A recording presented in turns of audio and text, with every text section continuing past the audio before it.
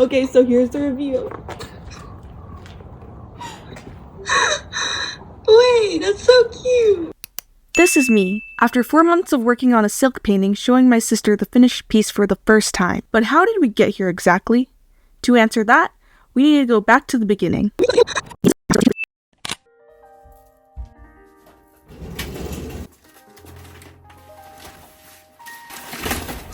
Forgot it.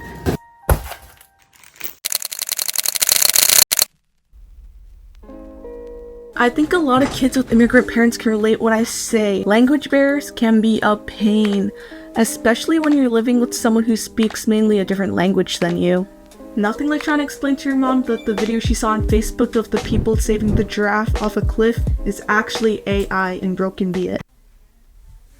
I never got good at it. To give you some background, growing up in Canada, I often felt like there's this weird gap between me and Viet culture. The pressure preteen me had to go through to fit in with my peers only pushed me away further. I really only had my family to serve as a bridge to my heritage knowledge. And that, my friends, is how I came up with this idea. Vietnamese silk painting. It turns out that both my siblings are actually pretty good artists, meaning they get a lot of their paintings hung up around our walls for everyone to see. As for me, I don't really do painting, but not for long. You see, there's this one wall in our hallway, an empty wall. Do you see where I'm getting at? An empty hallway wall. Of course, we can't just jump in head first.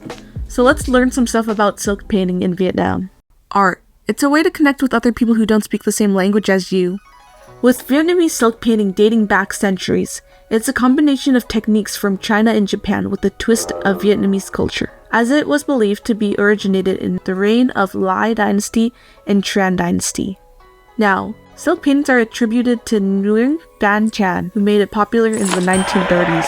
Silk itself has always been important to Viet culture as it's a symbol of beauty, elegance, and status. Back in the day, if you were wearing silk, it was basically saying, "Look at me, I'm classy."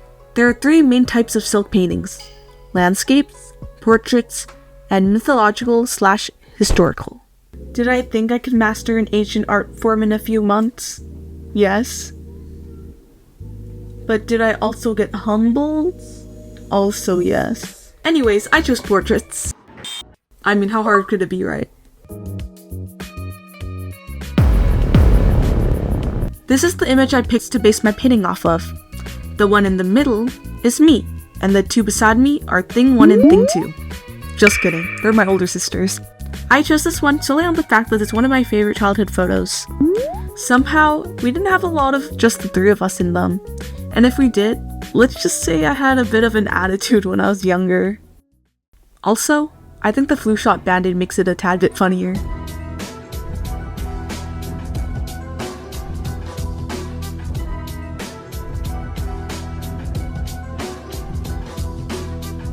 Here, you can see that I'm sketching out my rough copy. But Lena, you might be asking, how is this gonna help you if your painting is physical but you're doing this digitally? Well, luckily for me, I wasn't born in the 1930s. This means I can make as much edits as I want to my giraffe, so then I can project it onto the canvas and trace it with minimal pencil marks.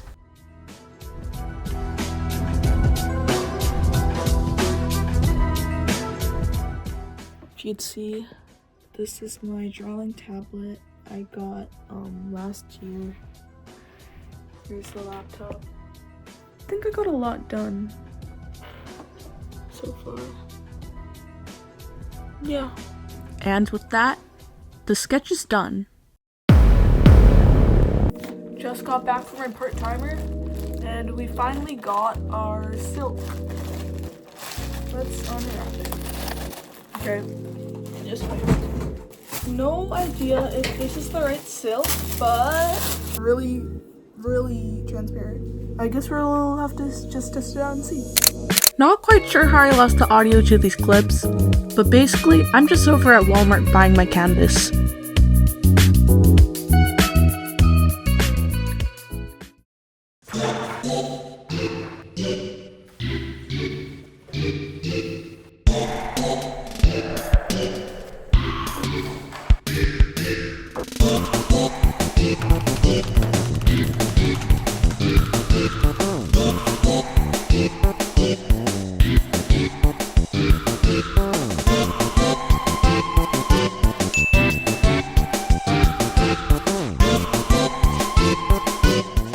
This clip is actually my second attempt doing this, which if you see here, I don't cut the silk enough, making it stick to the back of the canvas, becoming visible after the glue dried.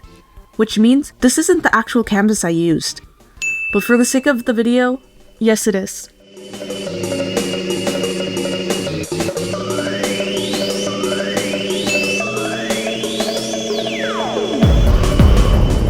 Here's the drawing setup.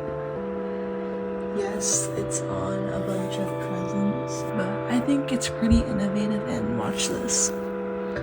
I can adjust the movement whenever I want.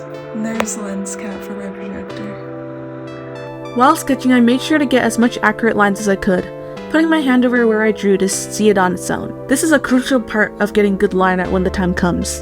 The more messier the lines are, the more difficult it is to make a good copy.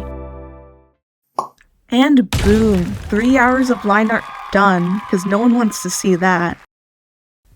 Finally, the fun part, actually painting. The upside with silk painting is that it doesn't involve acrylic paint, which is something I don't really enjoy, mostly because it takes a while to dry, and I'm not really patient, like at all.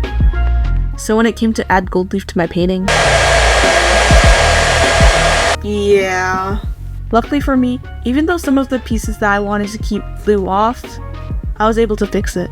But at some point I started talking to my painting like, please turn out good, this is 50% of my work. With that, the painting's basically done.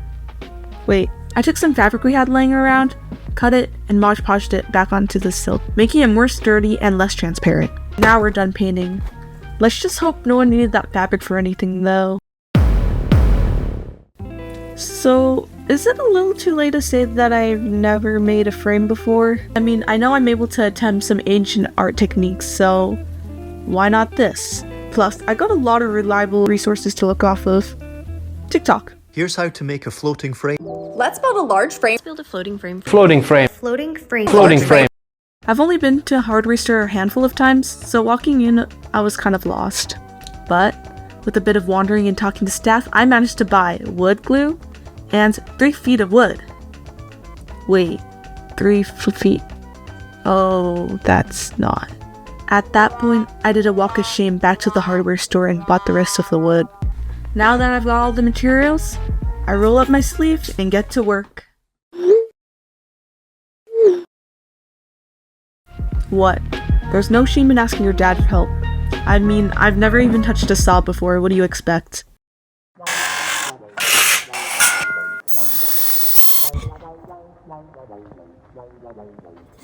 I forgot to film me staining the wood, but after he'd built it, I started sanding and painting it over, so if you notice a color difference, that's why.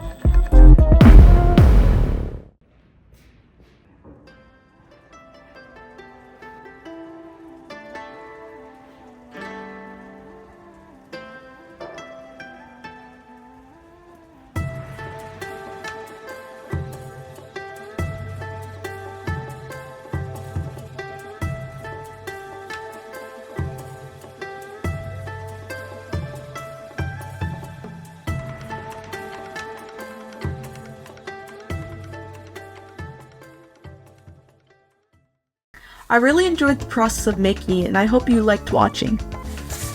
Now if you excuse me, I'm gonna Google how to get gold leaf out of my floor before I get in trouble. Bye! Oh yeah, and enjoy this last clip.